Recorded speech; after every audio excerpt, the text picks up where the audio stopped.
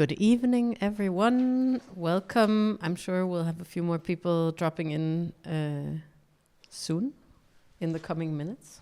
But we'll just get started slowly. My name is Miriam Wistreich. I'm the director of UKS. I'm not going to take up much of your time, but I do want to just briefly introduce tonight's event. We're launching, of course, the first monograph of Damir Avdagić's career.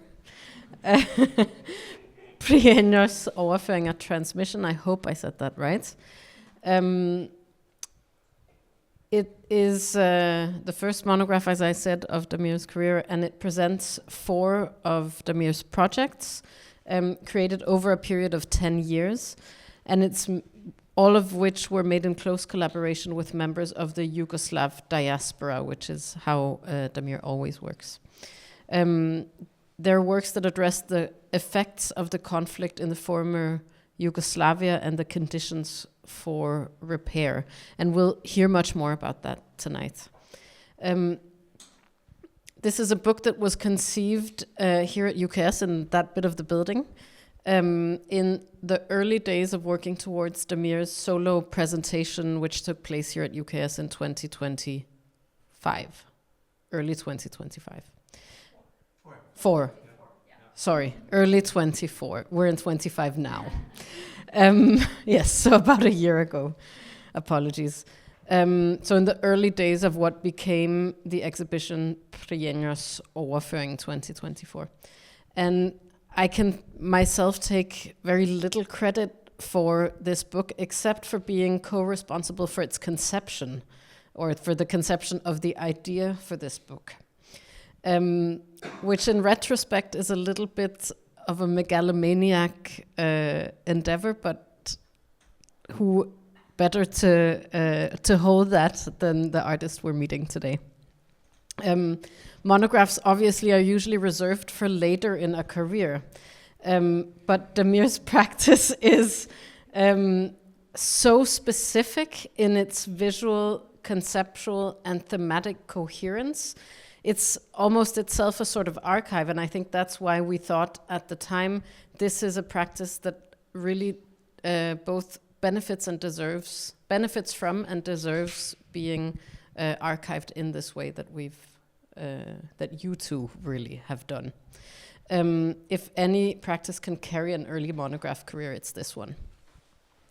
So I'm really thrilled, after more than 2 years of work, to host the launch of this impressive book, which then moved from my desk to the expertly hands of Drønen, who sat here in the front, who you'll meet in a minute. When Lieve took over as interim artistic director here at UKS while I was on leave. In addition to documentation of works and material from Damir's archive, the publication contains texts by Sabeth Buchmann, who we're super lucky to have with us tonight. It's really exciting. Slavenka Drakulić and Jasmina Tumbas, as well as a conversation between visual artist and queen Mary Kelly and Damir, which provides deep insight into the processes, methods, and themes of Damir's work. I'm not calling you by your last name. I think it's too weird. Yeah. And the book is edited by Damir and Lieve, who will get the mics in a second. I will just briefly outline UKS's ethical guidelines. We do that at all of our events. Please tonight interpret each other's statements to the best of their intentions. Please do not attribute opinions to one another. Please avoid personal attacks. Please avoid master domination techniques or herskerteknikker.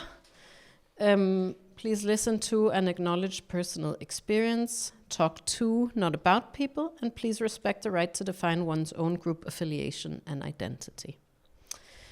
If you need the restroom, they're right here. If you need a break, there's a quiet space in here that you can retract to. We're going to go on shortly we're going to start first with a conversation between Drønen and Damir Avdagić, and then we'll move to a lecture by art historian Sabeth Buchmann called Witnesses Before and Behind the Curtain about rehearsal as a methodology in Avdagić's practice. And before I leave this stage, I'll just briefly introduce tonight's stars. So Damir Avdagić lives and works in Oslo. He's a graduate of the Royal Danish Academy of Fine Arts in Copenhagen and the University of California. He's presented solo exhibitions at UKS here, Nordnorsk Kunstnercenter, 18th Street Art Center in Santa Monica, and many other places. And his work has been shown in exhibitions at Inside Out Art Museum in Beijing, CAC Gallery, is that how you say it? I hope so, Irvine, and Whitechapel Gallery in London, among others. Drønen is an Oslo-based curator and writer, and she's previously worked with us at UKS in many functions for many years, most recently as interim artistic director. She holds a master's degree in contemporary art theory from Goldsmiths University of London and has a background in journalism and media studies. Lieve writes for several journals and magazines, among others Art Forum, Texte zur Kunst, and Kunstkritik, and she's currently assistant curator at Kistefoss Museum. And Sabeth Buchmann is a professor of modern and postmodern art at the Academy of Fine Arts in Vienna. She's the author of Kunst als Infrastruktur and Denken gegen das Denken, Produktion, Technologie, Subjektivität by Sol LeWitt, Yvonne Renier, and Helio Oitikika. I'm actually never sure how to pronounce. Oitikika. And she's been co-editor of a number of publications since 2006 and is a board member of Texte zur Kunst, European Kunsthalle, and Documenta Institute in Kassel. And that is all for me. I leave the floor to Lieve and Damir. And thank you all for coming.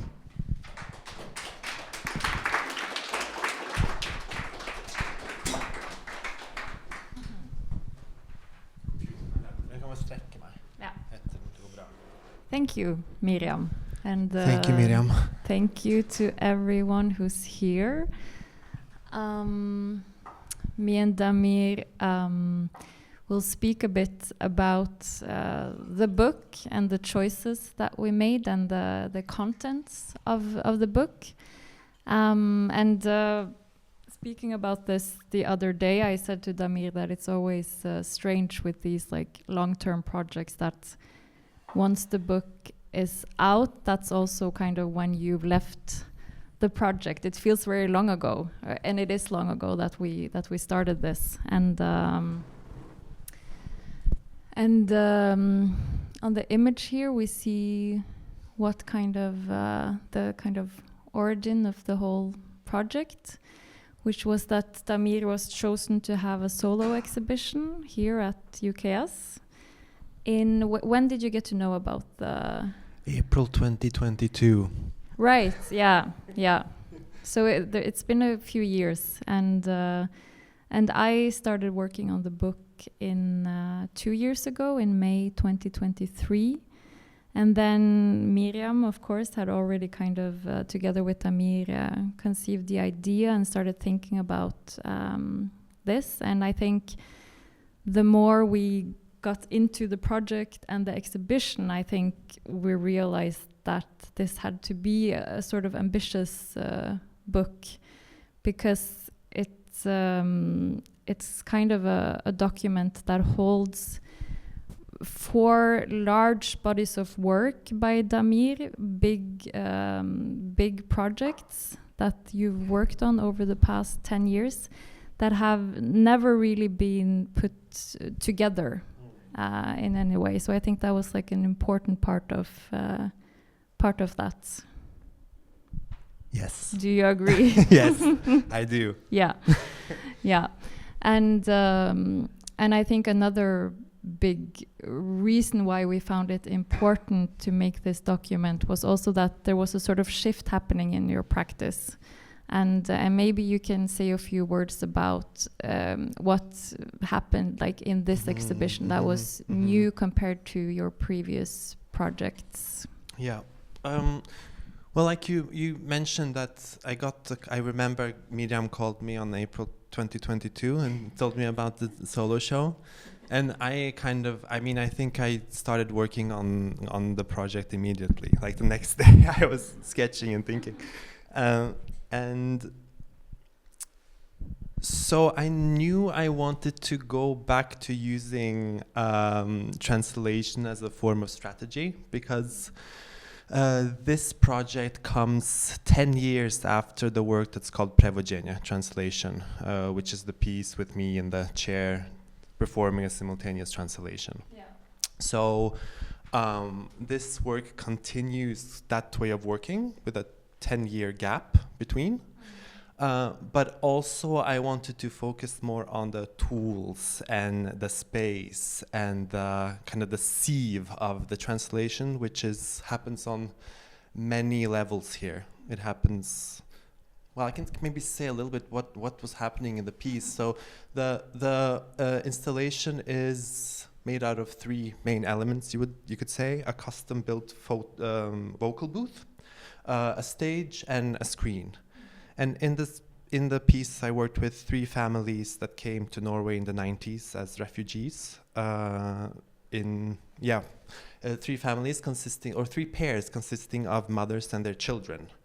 And the children were children when they arrived, but now they're grown up. So in the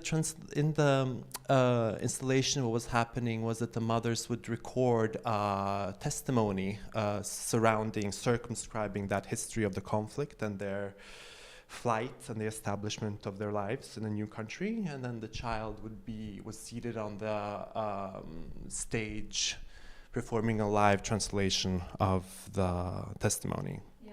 And that is what we filmed, and that is what was shown on the screen. Yeah, so it was filmed in the exhibition space. Yeah. So the production period of this, the actual production, the actual filming and the editing happened over 1 week. And everything else was, conceptualizing the practice, working with the mothers very closely in terms of interviewing them, creating the scripts together with them. And then, coming in here, building the set, doing the shoot, editing, and putting up the projection.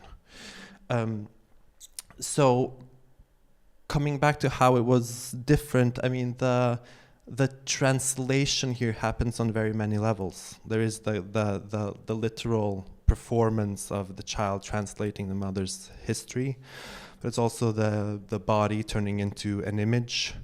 There's also the traveling of the voice to the child's ears, becoming signals. So all of that is underlined in a way.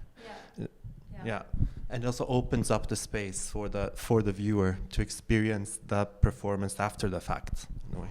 Yeah, I think also what I thought a lot about when we worked on this exhibition is with this setup that was made and the fact that it was filmed in that space. You could that was kind of highly visible when you saw after seeing a bit of the film, you understood that this has happened here. And I think there was really something about feeling the absence of those bodies in the space kind of also made us as viewers in a sense a bit more responsible as witnesses in a sense. Implicit in a way. Yes, definitely. Yeah. And I think that was a sort of that felt a bit like a shift, towards something even more performative in your work. Yes, definitely. Yeah. So I think also it created like a space to enter more into live performance as a form. Yeah. And I think moving on to the book, I think it would be nice to speak a bit about the various components. Maybe we can start with the texts that are in it. Yes. There are 4 texts, and 2 of them, before I started working on this project, you had already set in motion, kind of, which was Sabeth's text, which we'll obviously hear a lot about afterwards, and also the conversation with Mary Kelly. So maybe you can say some words about that, how that came to be. Yes. Granted that I continue working for another 30 years, right? Then this book kind of marks an early period of the practice, because all of the projects in it are also created within 10 years of me graduating, finishing school, right? So it's not a very long time period, really. And when thinking about who I wanted to write for the book, I also wanted to invite writers who had some significance for me in that time period, right? People whose work I appreciated, whose mentorship I appreciated, who I've been reading for several years, right? So that was what I was kind of starting the process from, in terms of choosing whom to invite. And of course, you know, Mary Kelly was and is still a very, very central figure in terms of my practice. She had a huge influence on me, not only in terms of her work, but also in terms of the discussions and the approach to art making overall, right? So I knew that she needed to be in it. And also Sabeth I met at UCLA during a seminar that she had about the rehearsal as form, which really, really resonated to me in those early years when I was finishing. I had just finished Prijenosi, I think, when Sabeth and I met for the first time. And then I got more familiar with Sabeth's work after that, and we kept in touch. So those were like, I knew that Sabeth and Mary had to be a part of it. Yeah. And the text with Mary is it's a conversation between you two that I think is a really, I mean, also first of all, I think we can say that all the texts are very different. They're like distinctly different voices, and I think the text between, or the conversation between you and Mary, of course you tap into some of the themes in your work, but you also speak a lot about like the conceptual framework and the process of making your work, which feels very important to kind of document in this kind of book. And I think the origin of that obviously is this the project-based method that you also kind of that Mary taught. Yeah, so Mary would talk about 2 things, which was the project and the method. And the project was very much aligned with or based off of Alain Badiou's concept of the event, right? So she would always ask us, well, what constitutes an event in your life? What is that thing that can sustain a practice over a long period of time, other than just how can it become something more than just a production of a series of works, right? So that was one thing, like finding that thing that can sustain you as an artist. And then the method was very much about more material questions, really, you know, the material processes in which you took your work through to get to a visual proposition for the content. So we spoke, you know, Mary would be the lighting, you know, what does this lighting in this room signify? What does that spot mean? You know, what does this nail in the wall mean? I mean, she would look at everything, every single thing, like where we stand in the room, because it was all an effect of the material conditions, the material reality of the work, so to speak. And you know, had one time I had a colleague, not in Mary's class, someone else, ask me why I wanted to do art and not journalism, right?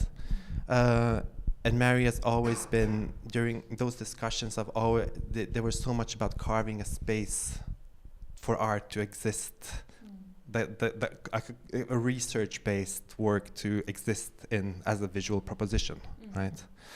And I really think the text or the conversation between Mary and I really gets into that. Yeah.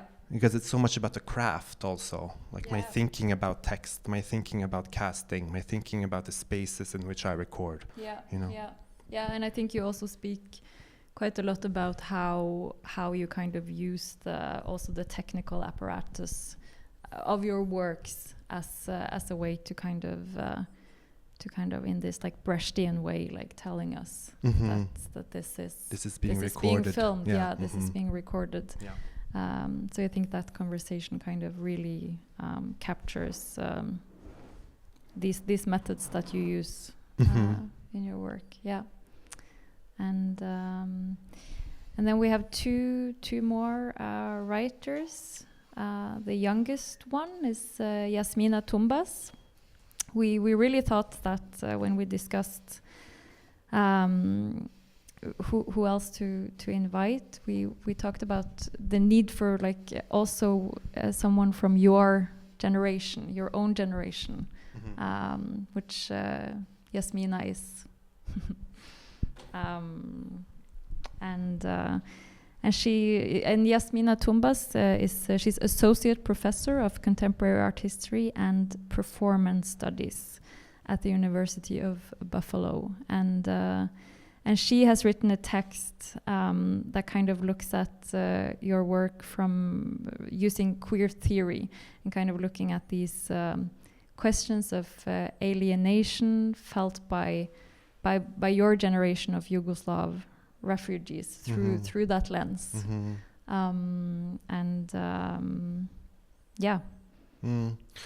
Yeah, I think Jasmina's text is also very important seen in relation to Slavenka Drakulić's text, right? Because she represents a younger generation that I interact with, and Slavenka represents my parents' generation. I won't say older, my parents' generation. So the relationship between those two texts kind of mimic some of the, well, not some, a lot of the content in the work, right? And I think Jasmina really points to this tension between belonging and unbelonging, constantly navigating in those spaces, because the refugees from Yugoslavia, we grew up in our family homes. We grew up with these stories about that country, Yugoslavia, and which are many of our parents, at least, are so tied to in many ways, both like ideologically, also not in a big degree. And that space doesn't exist anymore, and then the new spaces of the region are so nationalized in to such an extent that none of that old thing is there. Yeah. And then you have the third layer of that being Norwegian or being American or being German or yeah. And I think I think her text is also like a very kind of poignant critique also of these countries that people migrated to as well. Norway, for example. I think there's also this beautiful part. I was rereading the text today as well, where she writes about the work called Passages, which is one of these works, and she says that she writes that, for me, Passages' overall visual and structural homogeneity implicitly incriminates the Norwegian nation for favoring those newcomers who choose to assimilate and blend in. Like the closeted subject, the integrated immigrant must deny parts of herself. Yeah. Yes. And then, as you say, together with Slavenka Drakulić's text, who's a journalist and essayist, who is known for her kind of analysis of former Yugoslavia and Eastern Europe. She's written a lot about that. And her text is actually an older text from 2009 that's titled "Why I Haven't Returned to Belgrade."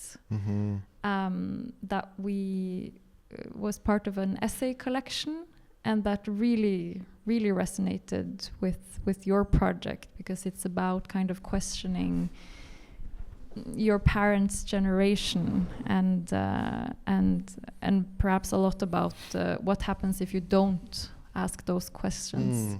Yeah, and I guess that really resonated also with you. Definitely. Yeah.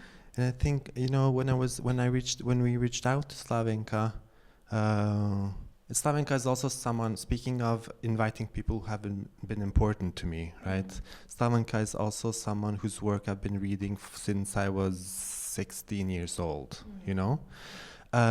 So of course I wanted to reach out to her, and then the answer I got was, I really think the work is interesting and I would love to do it, but I've never written about art before, and this would be a very big challenge, but I have a suggestion.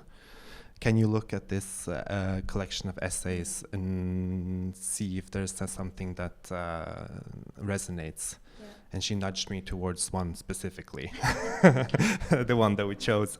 And then she wrote a new kind of intro to it, or addendum. Yeah.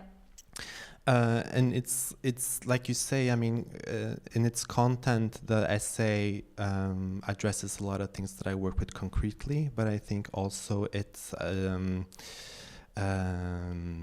brings up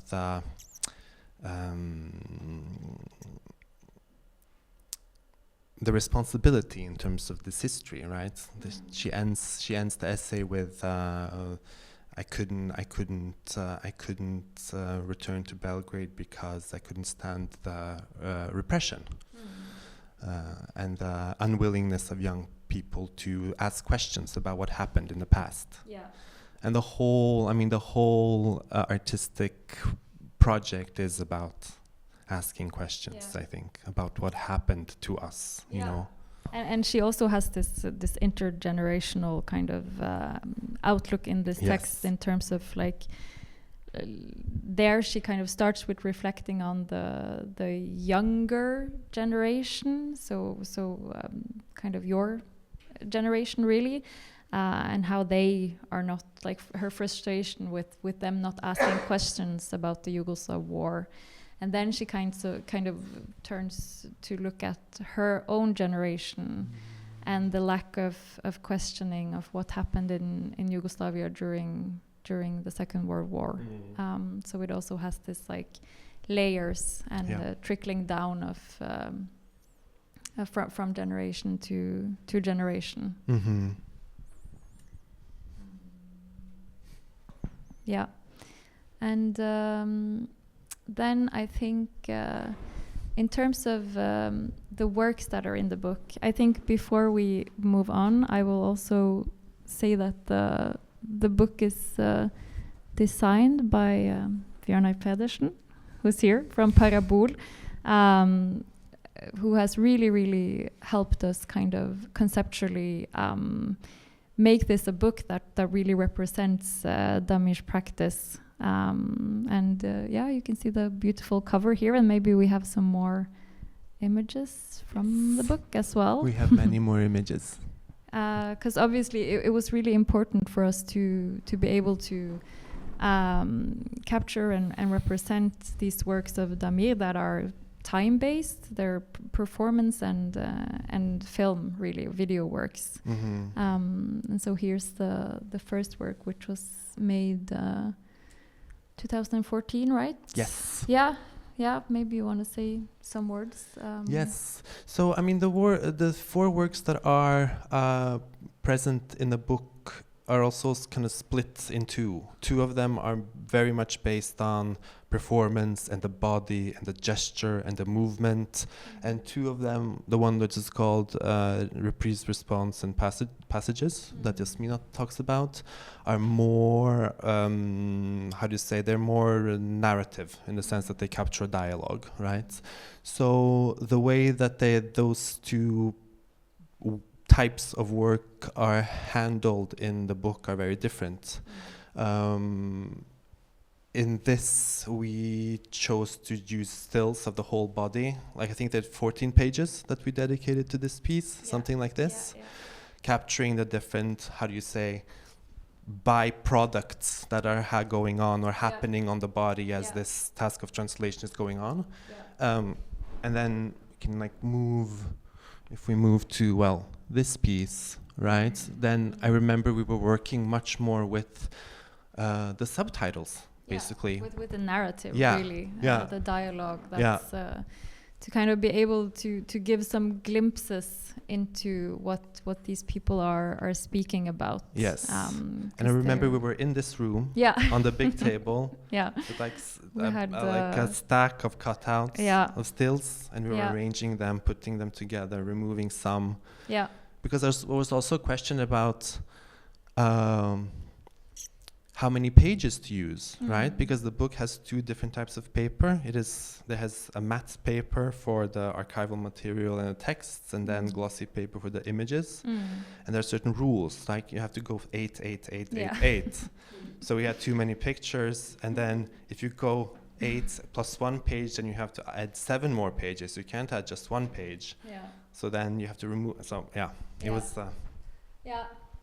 There was a lot of things to consider, and but I think for us it was important to give some kind of understanding. Like in the beginning, we tried with much more pictures on one side, but it was important to be able to read the subtitles because text is so important in your work. Completely. Both the written text and orally, of course, the voice.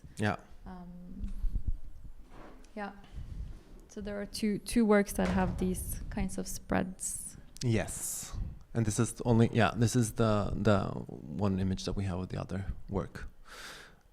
And then there's the stills of the last piece. This big, well, there's some installation shots, and then these big whole page stills of the actual film from the exhibition here at UKS. Yes.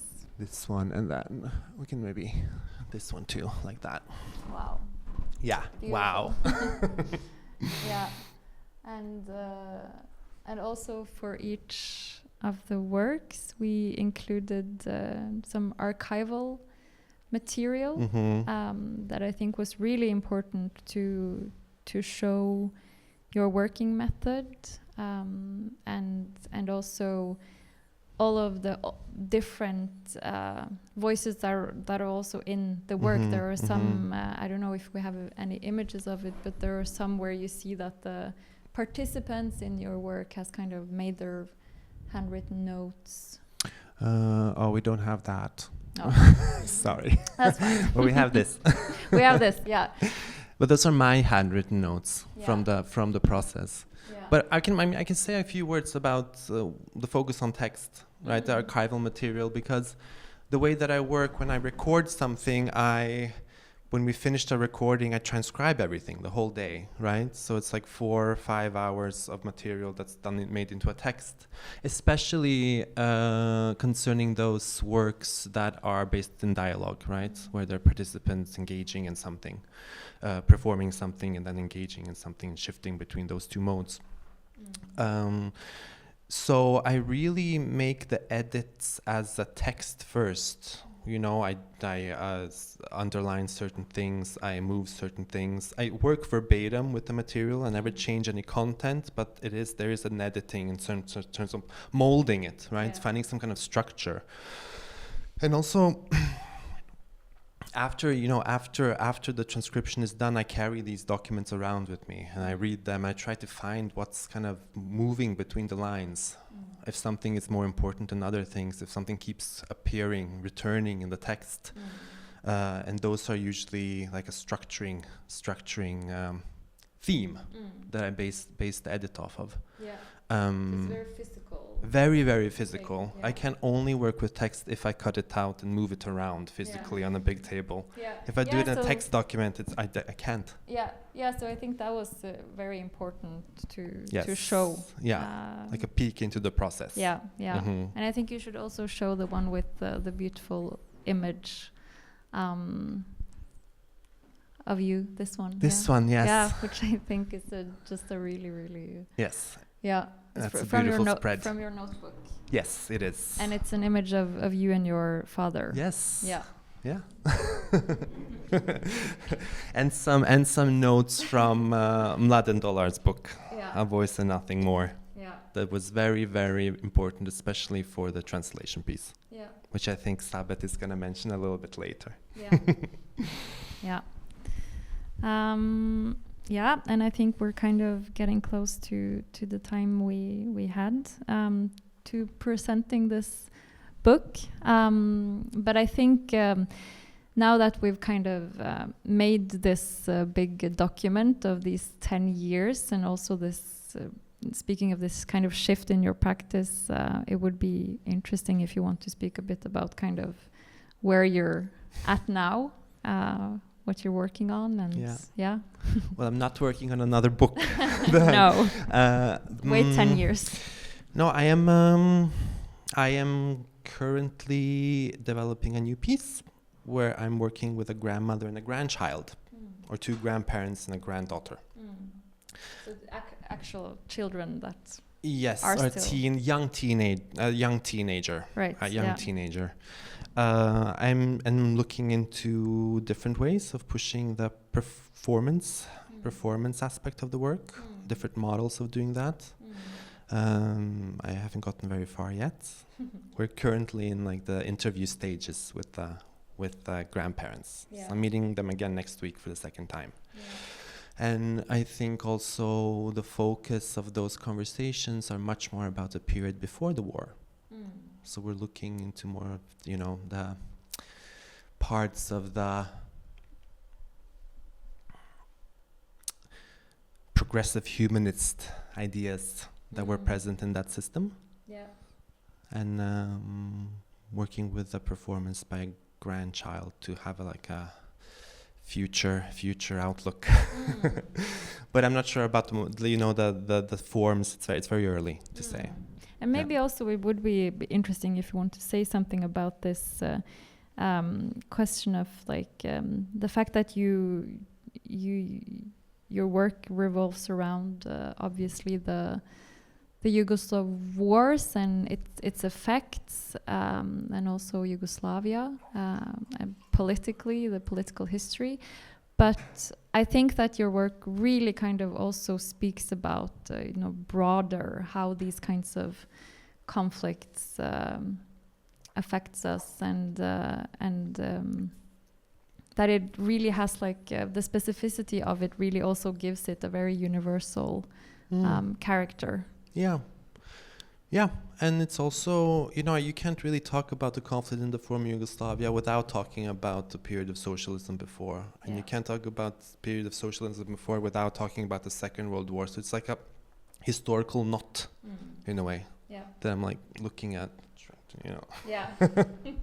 trying to undo, or not undo, but not solve, but, pose some questions around. Yeah.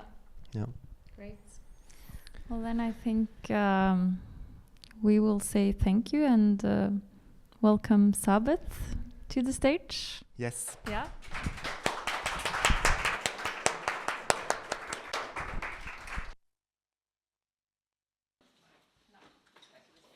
Okay, let's see. So we'll take these chairs away for you, Sabeth. Okay. So don't have this in the way. And I can continue with the presentation? Yes. So you hit space now. Okay. The projects will play. Okay. Okay. I'm just going to adjust the mic so it's further, it's kind of directed towards you. Would that work? Mm-hmm.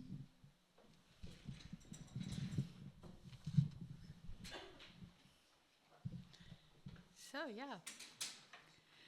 Good evening to everyone, and I want to thank, of course, first of all, Damir for having me here, and also Miriam and Lieve. It's really an honor to participate in this event, and I congratulate to the really fantastic publication.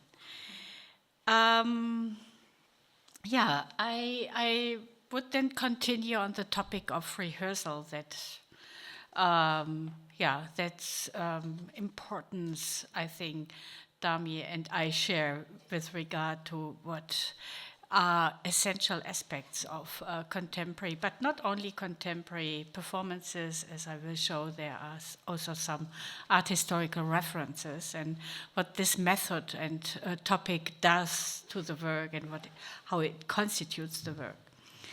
Damir's video performance, translation, I only say it in English, yeah, which I show you in 2 minutes, and it's a 2-minute clip, was produced at a point in time that, in retrospect, lends it an eerie timeliness. 2014, the year of Russia's occupation of the Ukrainian Crimean Peninsula, casting a historic shadow both backward and into the future. Backward to the time of the ethno-nationalist wars in the former Yugoslavia, which had a devastating impact on Bosnia-Herzegovina's Muslim population. What was then the future is now the ongoing Russian war of aggression in Ukraine, begun in February 2022, in which the same horrors that translation deals with of camps and torture are being repeated.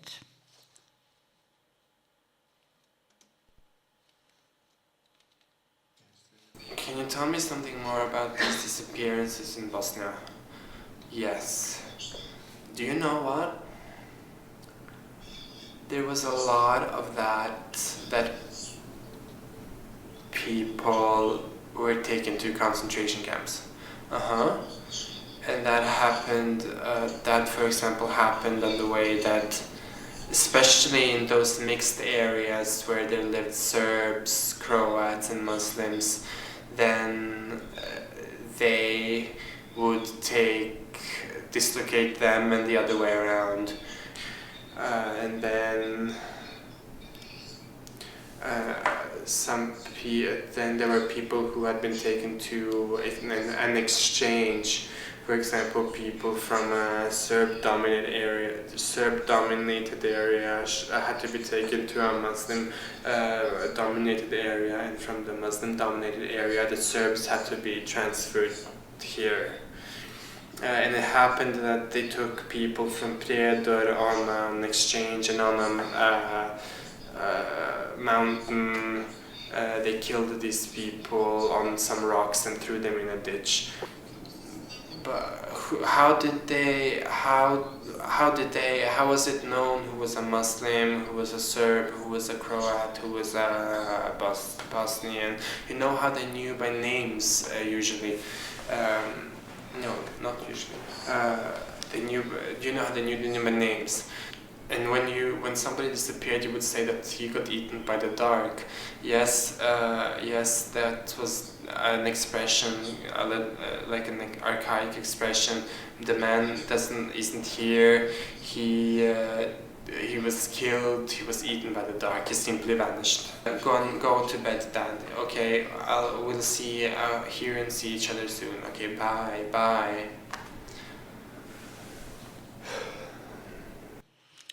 So we see the artist sitting on an office. Ja sam Erol Avdagić, rođen sam. Yeah, sorry. We see the artist sitting on an office chair in an anonymous room, headphones in his ears. After a short wait, during which he positions himself in front of the camera, we hear him enter into a dialogue with a male and female voice. These, we learn, belong to his mother and father. Damir performs a dual function here, acting as a conversation partner who occasionally takes on the role of an interviewer in the audio recording, and as a simultaneous translator or interpreter from Bosnian to English on the screen before us. Damir obviously struggles to find the right words, and one might think that psycho-emotional and rhetorical factors were making it difficult for him to verbalize what he hears. Since his mother and father are recounting their memories of war, which include concentration camps in which Bosnian prisoners were abused and murdered, the translator appears to viewers as an intermediary, assisting witnesses in their testimony. A video performance produced 4 years later, Reprise Response from 2018, combines a script read through and a discussion with 4 performers from former Yugoslavia, all aged between 60 and 65 and with different ethnic backgrounds, presenting the memories of other ex-Yugoslavian 20 to 30 years younger than themselves. From this, we learn that the artist was born in 1987 in Banja Luka, Bosnia and Herzegovina. This places Damir in the second generation of refugees who fled the Bosnian War to other countries, meaning he was too young at the time to testify to it himself, and is now around the same age as his parents were when the war took place. 1958. godine u Skopju, u Makedoniji, i čitat ću Damira A, koji je rođen 1987. godine u Banja Luci, u Bosni i Hercegovini. I become extra cautious myself, subconsciously, because my mom and dad have always been like, čuvaj se, čuvaj se, čuvaj se. Ali ja isto mislim, izvinu što sam ti upao ovdje, ali mislim da ovi mladi ljudi govore o nečemu čega mi nismo bili sposobni. Mi smo učeni da je šutnja zlato. A ovi govore da hoće da jednom bar za uvijek naprave korak dalje i da razgovaraju i da racionaliziraju stvari. Dok je vruće, što bi se reklo. Tako da sve starije generacije iz naše kulture koji kažu ćuti, nećemo da pričamo o tome, to je bila samo zaštita, psihološka zaštita. Bolje da ne znaš. My mother is like I was mentioning you to you guys before. She's so like Damire, ja sam primijetila nešto o tebi. Ti voliš provocirati ljude. My dad usually tells me when we go to Bosnia. On meni uvijek kaže nemoj Nataša, molim te, mu nikakve diskusije ni sa kim ulaziti, molim te, o ničemu. Ali recimo većina naše generacije i prije rata nije željela govoriti o ratu i o mogućnosti rata i o mogućnosti da se institucije raspadnu. Taj mentalitet straha koji je zapravo postojao i prije rata. On nije nastao zbog rata i nakon rata, nego je rat nastao zbog njega.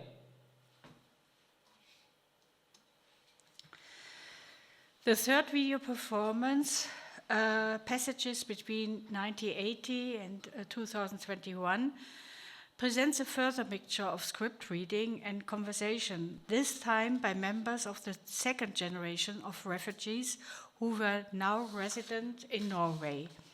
This group includes Damir himself, and as you know, he lives in the country to this day. Vi skal nå fortelle vitnesbyrder som spenner mellom 1980 og 1995, som er fortalt av våre foreldres og besteforeldres generasjon. Ja se dobro sjećam kad je Tito umro. 1980. 4. maja u 3 sata. A isti dan uveče u 8 sati partija nas zove na partijski sastanak da se odmah zauzme stav, da se odmah kaže da nam je teško, da nam je žao. Zbog toga nam je trebao Tito. Trebalo je upravljati s tim. Trebalo je držati pod kontrolom. Ode Tito, hoće on i demokratiju, pa vidi šta se desi. Zato je Tito držao to tako, da ne bi bilo šta je bilo. Jeg husker fargen på sånn jordbær og bringebærsyltetøy i Tanum asylmottaket. At det så skikkelig digg ut. Knallsterke farger. Jeg husker at vi måtte gå, hvor var det vi var? Sollihøgda. Hvor vi måtte gå til et annet bygg for å få frokost. For at jeg tenkte at det var veldig rart, for det var så kaldt. Jeg husker politikvinnen som hang med meg og lekte når de intervjuet foreldrene mine, når vi kom. Og ja, var det Rygge da, eller? Så du var alene med henne? Fornebu. Fornebu var det, ja. Ja, vi alle landet vel. I hvert fall for deres generasjon så var det, ja, det var mer markant, jeg er enig med deg der, hvor de var jugoslavenere. Men så begynte alle disse nye begrepene å dukke opp. Men så tror jeg for vår generasjon, så akkurat som det du sier, at det er veldig flytende. Jeg tror det har vært en glidende overgang. Og så tror jeg vi i større grad har måttet finne ut av selv hva vår definisjon er. For jeg har jo alltid følt når jeg kommer til Mostar, når vi kjører ned, herregud, hva heter det nå, ned ved en sånn vei da. Og så ser man jo byen, og så bare får du den der nostalgien, du får den der... Sommerfuglene. Nå kommer jeg hjem, ja, jeg kommer til byen min, skal se familie, og du får den der tilhørigheten. Det er veldig merkelig hvordan det liksom... Du har den tilhørigheten, men så vet du at du ikke har det også. By enacting the artist's own biography in the mode of rehearsal that combines transgenerational dialogue with his parents and their contemporaries, as well as a transnational and transcultural exchange with representatives of his own generation, the topos of translation is assigned a specific function.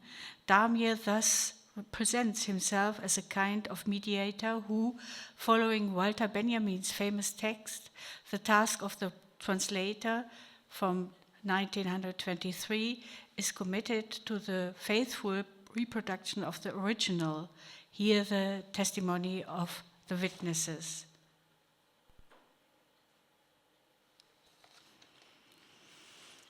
And yet, in translation, especially the extent to which the target language itself becomes a medium for recording the reality of the migrant experience is demonstrated, since the act of translation is based on its rules and conventions, that is, on its grammar and syntax.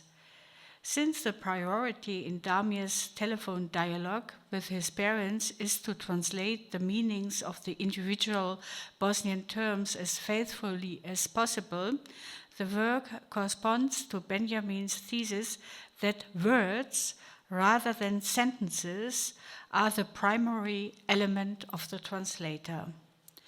The faithfulness Benjamin demands toward the original also implies the freedom to alter the translated text in such a way that it expresses the central reciprocal relationship between languages.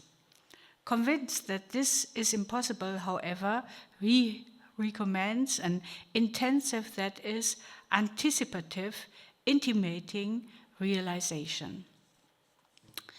As in translation, in reprise, response, and passages, too, a correspondence can be observed between Benjamin's definition of the translator and the performative mode of rehearsal. In a posthumously published fragment titled Lernen and Üben, Learning and Practicing, the philosopher tellingly expresses his preference for the uneven, sudden progress of practicing, as opposed to the relative steadiness of learning. Correspondingly, Damir's sober settings, utilitarian chairs in studio rooms, appear less as didactic environments and more as rehearsal spaces. Their formal minimalism allows us seemingly incidental impulses and reflexes to surface, every spontaneous gesture and facial expression. This is a characteristic feature of iconographies of rehearsal, and this goes way back into art history from, for example, Edgar Degas' paintings called La Répétition, which is translated the rehearsal, yeah, but it is also about a serial structure. This is kind of, he did hundreds of these paintings as if he would like to demonstrate that the rehearsal of painting is the painting, that the rehearsal is the substantial thing of painting, and he was unable, to finish the work. When he already had sold his paintings to his collectors, he would go there again and telling them, oh, I would like to improve the painting, and really destroying his paintings by trying to improve them. Or other references like Yvonne Rainer, a famous dancer and performance artist later, a filmmaker who also worked with rehearsal as a basic structure that is being exposed in her films, or also Bruce Naumann's famous video performances, where you never know, is it a performance of a rehearsal or a rehearsal of a performance? There's a kind of slippery little difference, that is being part of that work, or the most important part of the work.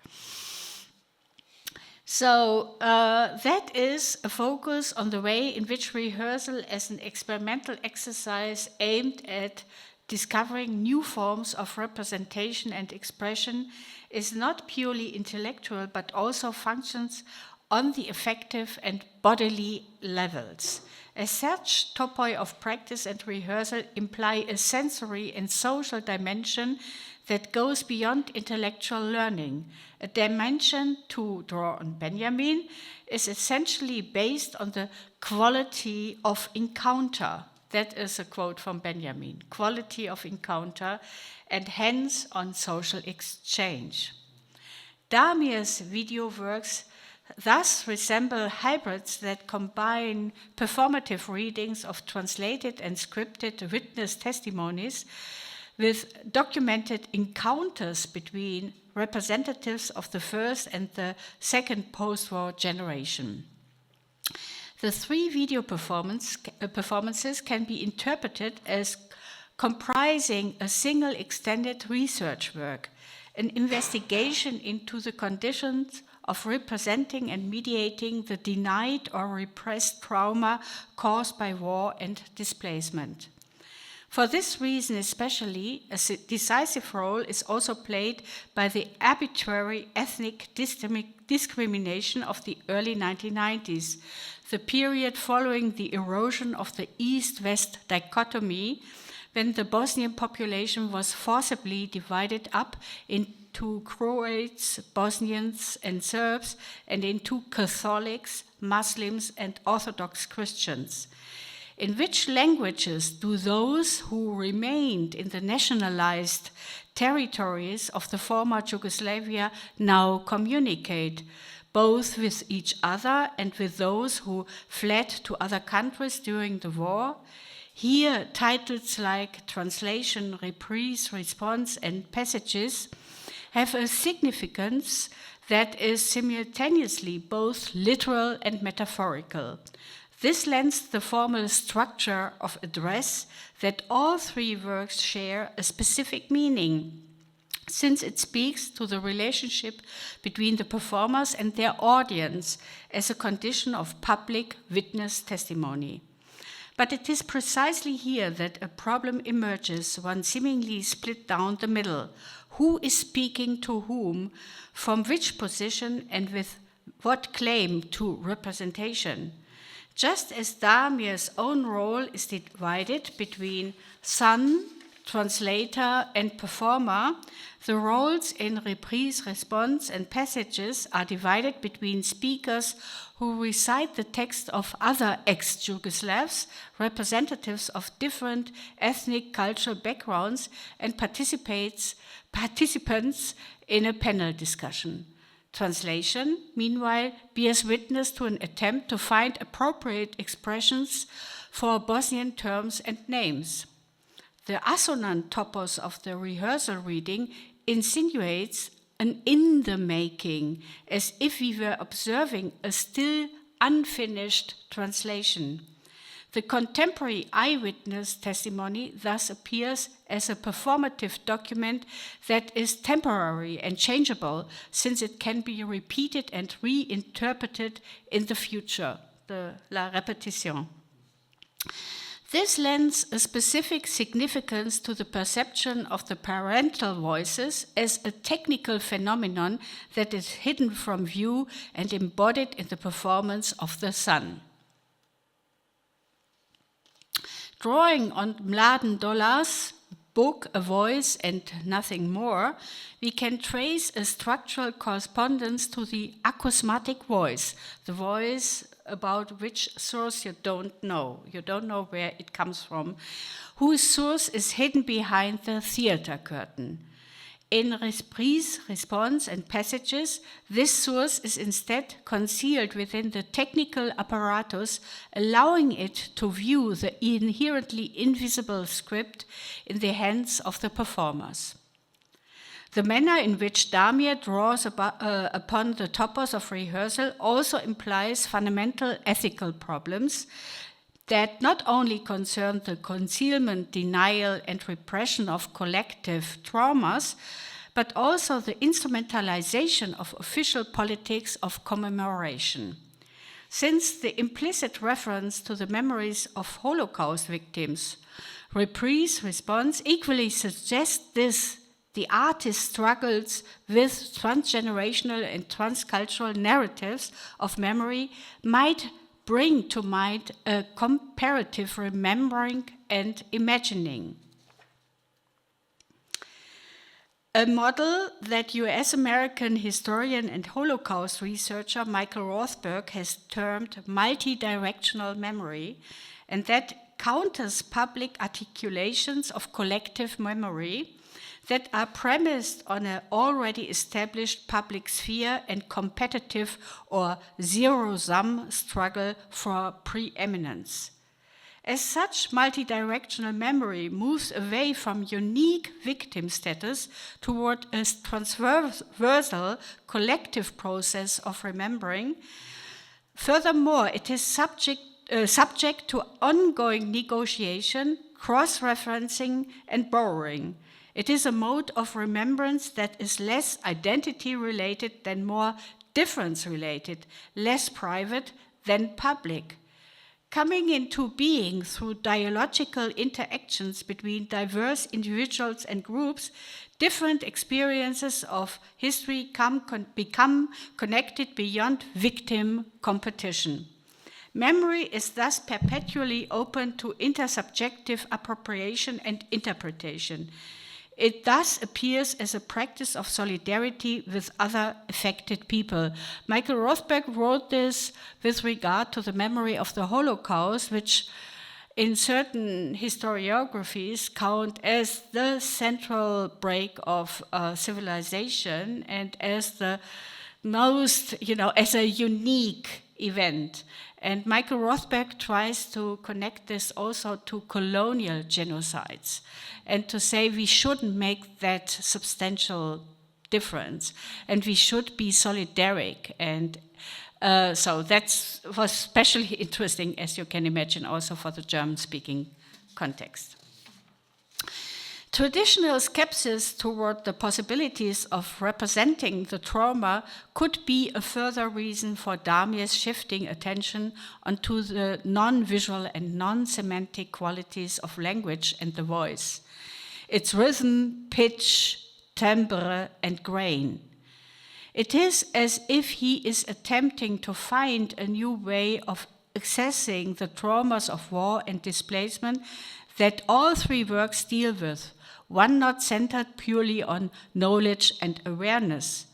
Damir's video performances therefore suggest a reading that is not limited to the reflexive epistemic effects of orality, which the German philosopher Sibylle Krämer, in her book, Stimme ist the Voice, describes as a cognition theoretical phenomenon.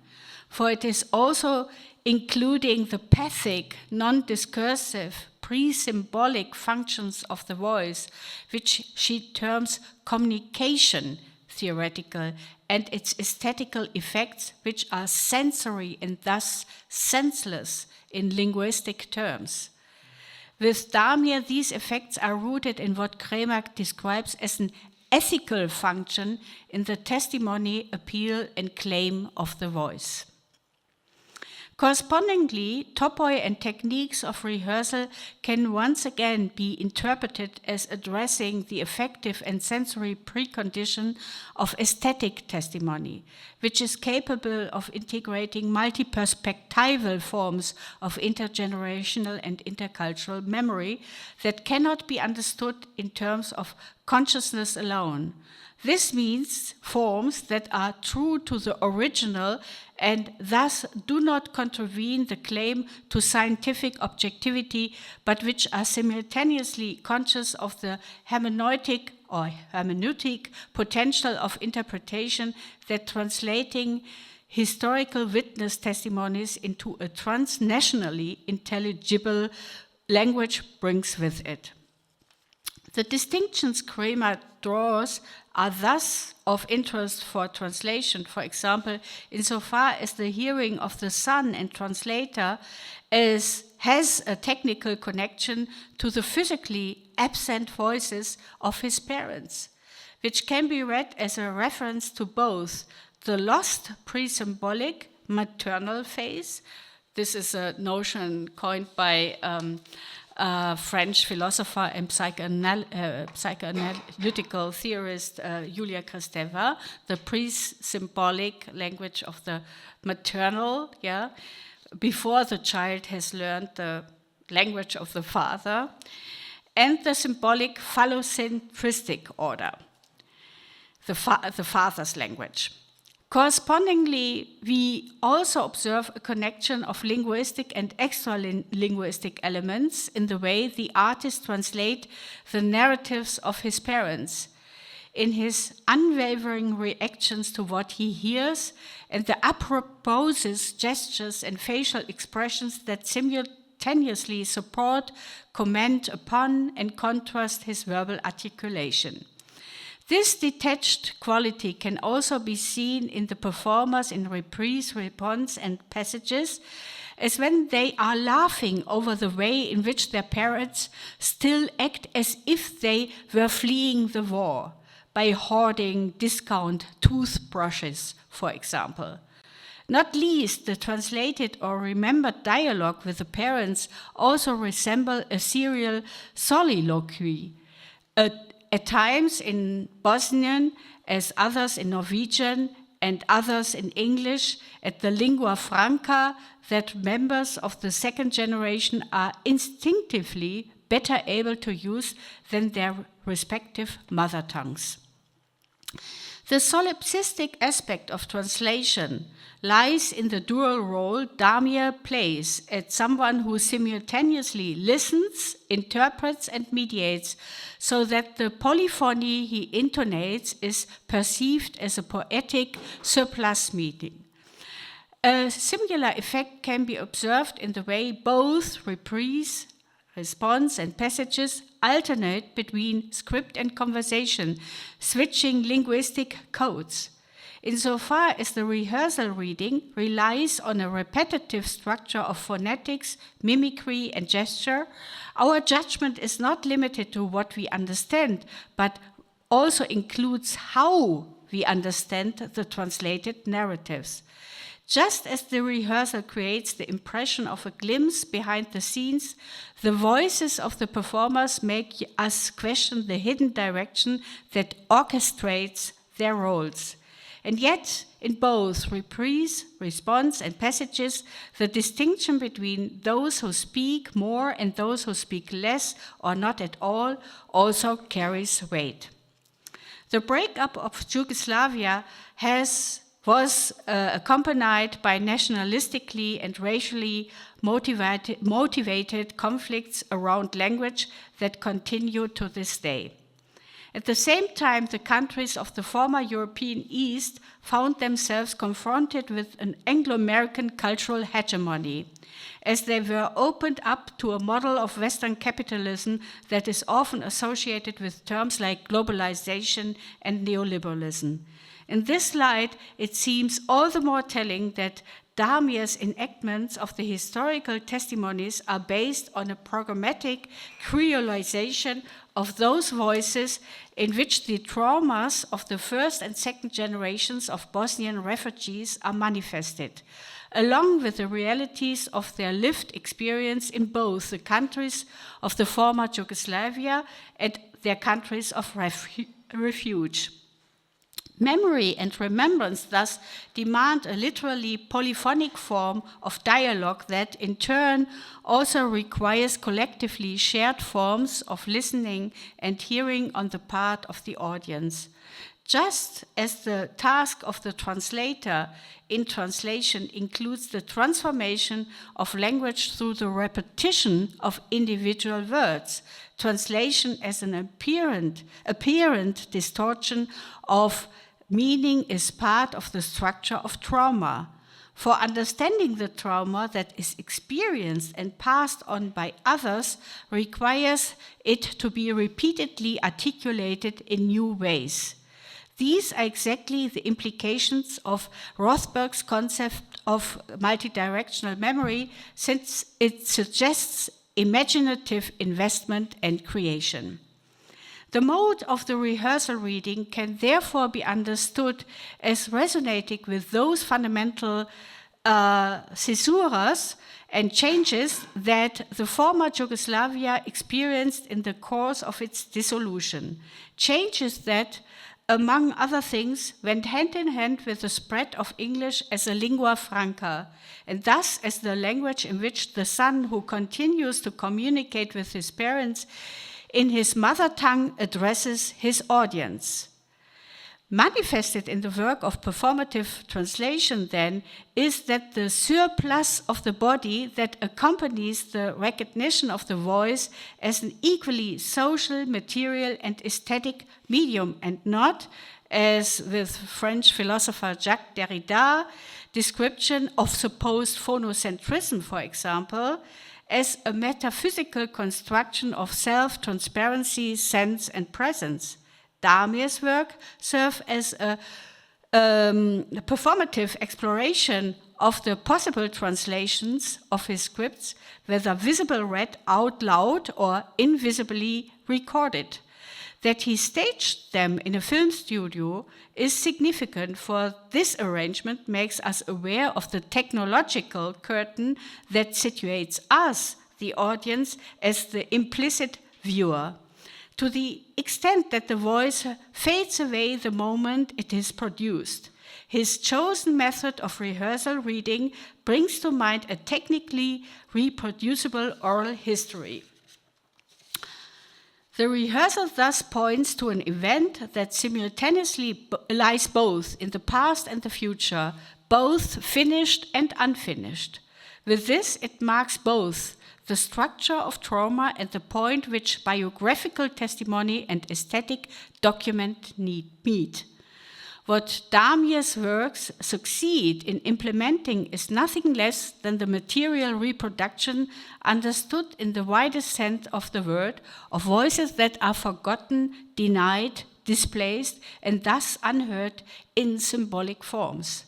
If we listen closely, this allows a different form of sound to reverberate than one based on a logic of representation. Thank you.